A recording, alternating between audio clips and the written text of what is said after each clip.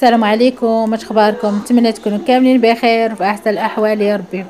نعيمه البدويه خرجت مع احد الصحافه في واحد الخرجه الاعلانيه بطبيعه الحال. فكتقول منكم نعيمه كتعرض لمؤامره ومؤامره كبيره ماشي سهله.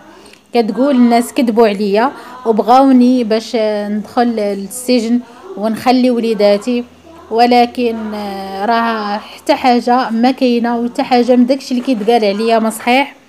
فحسبي الله ونعم الوكيل. فاش غادي نقول لكم اخوتي، الله يدير شي تعويل ديال الخير، وكنتمنى ان هادشي الا كان تمثيليه خاص كل شيء يتعرض للمساءله اللي هي قانونيه، واي واحد دار شي حاجه خاصو يتعاقب.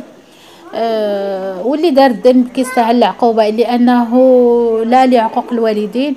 يعني راه ما يمكنش تولديهم من كرشك وينوضوا يصوتوك فبهذيك الطريقه وبهذيك الوحشيه، راه لا حول ولا قوه الا بالله. زائد ان هي كتقول انها مظلومه. وهاد المؤامره من راه غير بيناتكم، راه ماشي شي حد اللي دايرها لك بعيد عليك. انتم اخواتات بيناتكم حاولوا تلقاو فرصه للصلح، وعفى الله عما سلف. هادشي اللي كاين اخوتي، بسلامه عليكم، تلقاو فيديو جديد ان شاء الله.